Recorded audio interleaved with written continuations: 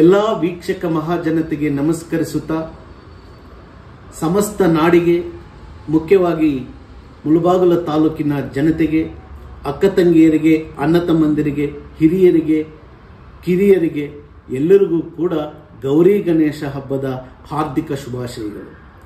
ಈಗಾಗಲೇ ಮಾನ್ಯ ಜನಪ್ರಿಯ ಶಾಸಕರು ಹಬ್ಬದ ಶುಭಾಶಯಗಳನ್ನು ಕೋರುತ್ತಾ ಯುವಕರಿಗೆ ಕಿವಿ ಮಾತನ್ನು ಕೂಡ ಹೇಳಿದ್ದಾರೆ.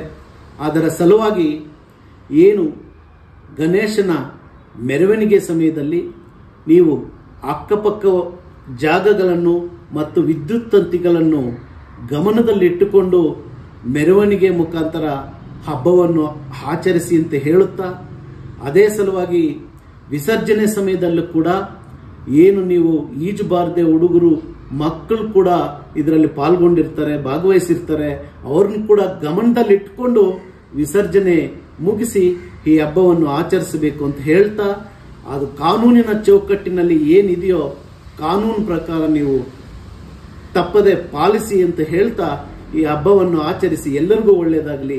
ಸರ್ವೇ ಜನ ಸುಖಿನೋ ಭವಂತು, ಎಲ್ಲರೂ ಚೆನ್ನಾಗಿರಬೇಕು, ಅದರಲ್ಲಿ ನಾವು ಇರಬೇಕು ಅಂತ ಹೇಳ್ತಾ, ಜೈ ಕರ್ನಾಟಕ, ಜೈ ಕನ್ನಡಾಂಬೆ.